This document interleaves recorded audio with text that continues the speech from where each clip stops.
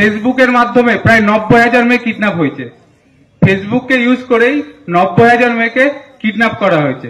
তো যেসব মেয়ে বা ছেলেরা আছে তাদেরকে বলবো, বাইরে থেকে কোনো অজানা কেউ যদি ফ্রেন্ড রিকোয়েস্ট পাঠায়, কেউ কোনো রকম ভাবে সেটাকে একসেপ্ট করবে না। আর আরেকটা নতুন দেখা দিচ্ছে, আমাদের থানায় এসেছিল ক্লাস 6-এ পড়ে একটা মেয়ে, 12 বছর না 13 বছর বয়স, ক্লাস 6-এ পড়ে। মেয়েটার মায়ের মোবাইলে ইনস্টাগ্রাম করে।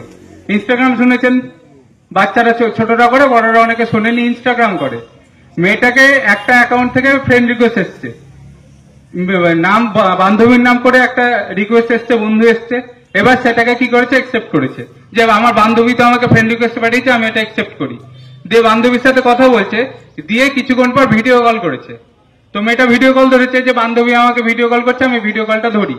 যখনই ভিডিও কলটা করেছে, আমি যদি ভিডিও কল ধরি, আমার এদিকে আমার মুখ, অন্যদিকে কার মুখ থাকবে, অন্যজনের মুখ। সেদিকে কি দেখা গেছে, একটা ছেলে উলঙ্গ অবস্থায় দাঁড়িয়ে আছে। সেটাকে কি করেছে, 10 সেকেন্ডের জন্য সেই স্ক্রিন রেকর্ড করে নিয়েছে, দিয়ে সেটাকে ফেসবুকে ছাড়ছে। দিয়ে মেয়ের মা বাবার কাছে দাবি করছে, এটা আমি আবার ছেড়ে দেবো, আরো ভাইরাল করব, যদি আমাকে 20,000 বা 30,000 টাকা না দেন। তো বাচ্চাদের হাতে বলে না যে মোবাইল দিতে হয় না, তো কিছু কারণের জন্য বলছি বাচ্চারা এগুলো বোঝে না। ক্লাস 6-এ পড়ে আমি কি বুঝবো, অতটা বোঝার ক্ষমতা নেই। যে 10 সেকেন্ডে যদি ভিডিও হয়ে যায়, মুখটা যদি এদিকে থাকে, অন্যদিকে যদি কোনো একটা বাজে ছবি থাকে, সেটা তো সবারই সম্মাননীয় হয়, সে ছোট হোক বা বড়।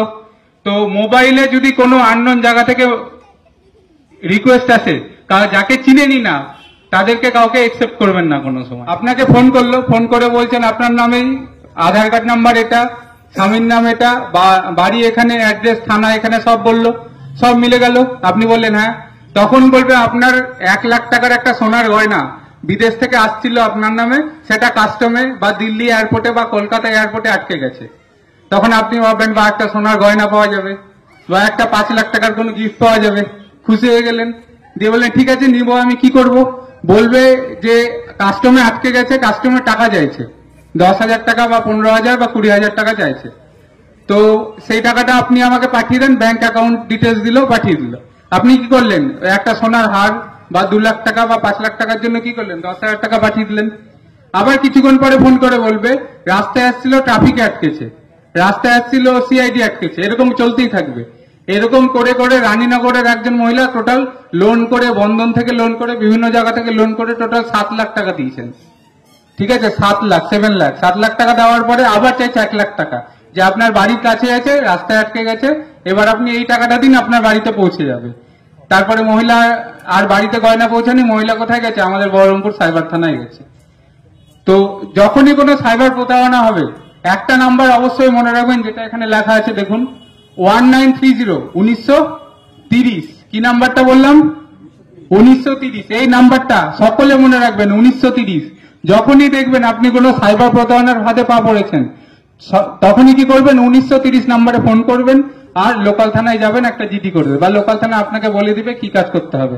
কারণ এখান থেকে বহরমপুর সাইবার ক্রাইম থানা অনেকটা দূর, 1.5 ঘন্টা 2 ঘন্টা লেগে যায়। তো যে তার আগে যদি কমপ্লেনটা করে নেন, যদি আপনার সাইবার ফ্রড হয়, 1000 টাকা, 2000 টাকা, 50,000 বা 1 লাখ টাকা চলে গেছে, আপনি সঙ্গে সঙ্গে কি করবেন, 1930-এ ফোন করবেন, না লোকাল থানায় যোগাযোগ করবেন। কারণ যত তাড়াতাড়ি, 1 ঘন্টার মধ্যে কমপ্লেন করতে পারলে আপনার টাকা আটকে থাকবে। যদি 2 ঘন্টা, 3 ঘন্টা, 4 ঘন্টা হয়, টাকা কিন্তু বেরিয়ে যাবে। সেই জন্য বলছি সাইবার থানা যাওয়ার আগে একবার লোকাল থানায় যোগাযোগ করবেন, আর 1930-এ একটা ফোন করবেন। তাহলে যতটা সম্ভব 1 ঘন্টা, আধা ঘন্টার মধ্যে কমপ্লেন করতে পারলে টাকাটা কি হবে, আটকে যাবে।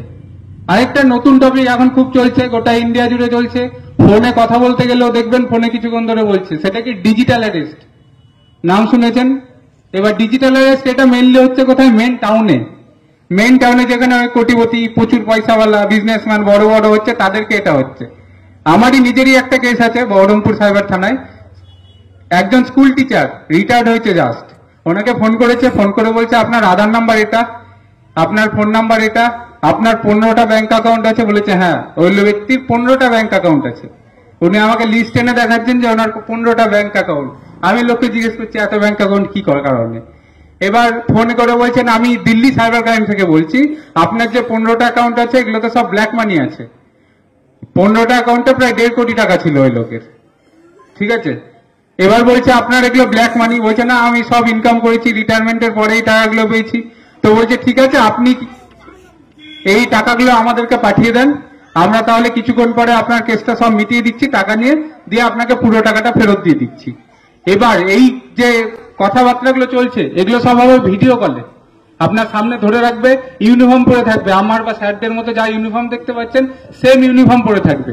পুলিশ কখনো আপনাদেরকে কাউকে ভিডিও কল করেছে থানা থেকে যে আপনি একটু থানায় দেখা করে যান, বা আপনাকে এটা অ্যারেস্ট ওয়ারেন্ট পাঠানো হচ্ছে, কোনো সময় ভিডিও কল করেছে? কোনোদিনও করেনি। কারো এসছে কি এখানে ভিডিও কল থানা থেকে? কোনোদিনও আসেনি। তাহলে দিল্লির সাইবার থানা বা কলকাতার সাইবার থানা বা অন্য কোনো ডিপার্টমেন্টের টাইম থাকবে না আপনাকে ফোন করার ভিডিও কল করে। কিন্তু এক্ষেত্রে কি করবে, আপনাদেরকে ভিডিও কল করবে। ভিডিও কলে আপনাকে সবসময় রাখবে, ভিডিও কল কাটতে দিবে না। ওই যে কথা বললাম স্কুল মাস্টার মশাই রিটায়ার্ড আর তার ওয়াইফ দুজনকে প্রায় 4 দিন ধরে ভিডিও কলের মাধ্যমে অ্যারেস্ট ছিল। তারা যখন ঘুমাতেও গেছিল ওদের সামনে মোবাইলটা চার্জে দিয়ে দাঁড় করানো ছিল যে ওরা ঘুমাচ্ছে সেটাও দেখবেন। ওই মহিলাও সরকারি একজন কর্মচারী, মহিলা যখন অফিসে গেছিল ব্যাগের মধ্যে পার্সের ভিতরে মোবাইল সেটা চলছিল, মোবাইল কোনো সময় কাটতে দিত না তাদেরকে। দিয়ে এইভাবে অ্যারেস্ট করার 4 দিনের মাথায় প্রথমে 24 লাখ, তারপর 44 লাখ, তারপরে 26 লাখ টাকা দিয়েছে। টোটাল 90 লাখ টাকা দেওয়ার পরেও ভিডিও কলে কথা বলছে। দিয়ে সেই মুহূর্তে আমাদের সাইবার থানায় দৌড়ে এসছে, দিয়ে আমাকে বলছে স্যার এই যে পুলিশ থেকে থানা থেকে ফোন করছে। আমি দেখছি হ্যাঁ ইউনিফর্ম পরে একজন আছে, সঙ্গে সঙ্গে সেটা কেটে দিয়েছি, তারপরে সেটা কেস হয়েছে। এবার যে আমরা যে 1930-এ ফোন করেছি, কিন্তু তিনি 2 দিন পরে এসছে, টোটাল 90 লাখ টাকা দেওয়া কমপ্লিট, তার 2 দিন পরে আমাদের কাছে এসছে, আমাদের কাছে আর কিছু করার নেই। এবার সেটা কেস তদন্ত চলছে, তারপর সেটা টাইমের সাথে কি হবে সেটা দেখা যাবে। তো গ্রামের দিকে এটা কম হয়, এটা মেনলি বড় বড় শহরে। দিল্লিতে সবচেয়ে বড় হলো, দিল্লিতে একজন 1.5 কোটি টাকা দিয়েছে, ডিজিটাল অ্যারেস্টের শিকার হয়ে 1.5 কোটি টাকা দিয়েছে। এটা গ্রামের দিকে কম, শহরের দিকে বেশি।